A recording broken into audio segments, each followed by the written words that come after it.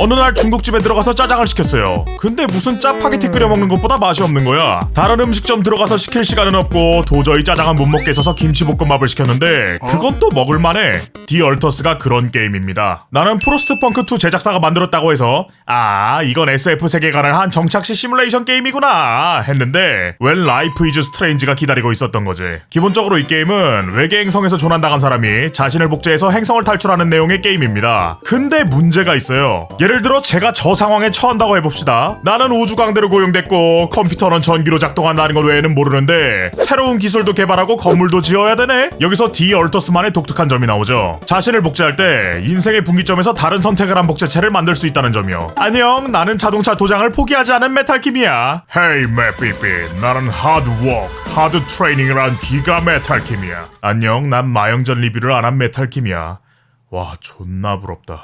아무튼 이렇게 복제된 얼터들을 굴려서 우주선을 넓히고 기술도 개발하고 하며 행성을 탈출하는 게 매일인 줄 알았습니다. 23초마다 케어를 요청하는 정신병동 수석 환자를 6명이나 복제했다는 사실을 깨닫기 전까지는요. 이 게임의 기준은 사실상 이 게임이 미소녀 연애 시뮬레이터, 아니 아저씨 연애 시뮬레이터, 즉 아연실안의 사실을 숨기기 위한 위장에 불과합니다. 일출이 다가오기 전에 다음 지역으로 이동해야 한다고 해서 기지 굴리는 게 시간 제한도 있고 상당히 빡세겠구나 했는데 해가 정말 천천히 떠. 이 정도면 그냥 걸어서도 피할 수 있지 않았을까? 싶을 정도야. 게다가 채굴 지점만 찾으면 무한적으로 자원도 솟아나니 생존 게임을 한다는 느낌은 얕습니다. 처음에는 주변에서 직접 채굴도 하고 이상현상들도 보며 생존 과정을 즐겼지만 다음 지역으로 이동해도 똑같은 것들이 반복되니 점차 지겨워지더라고요. 물론 이 복제체, 즉 얼터들이 필요한 이유가 있어야 하니 각 얼터들에게는 전문 분야가 있고 그것에 맞춰 배치하면 보너스를 받기는 해요. 근데 정말 안일하게 플레이하지 않는 한 이런 보너스를 무시해도 충분히 기지가 돌아갑니다.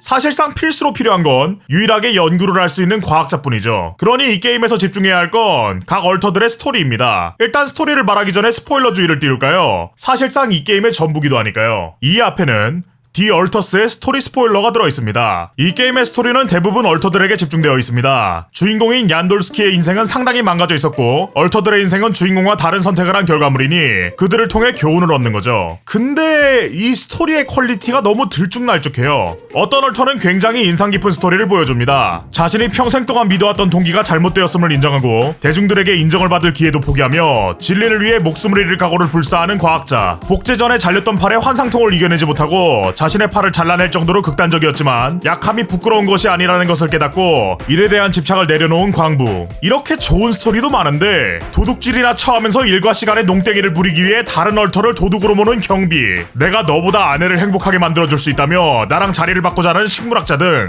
이게 대체 무슨 스토리인가 싶을 정도의 스토리도 있죠. 물론 얼터들이 준 교훈들과 스토리가 의미 없진 않아요. 스토리의 마지막, 얼터를 복제하는 건 불법이었기에 주인공은 얼터들을 살리기 위해 회사를 속여야 하는 입장에 처합니다.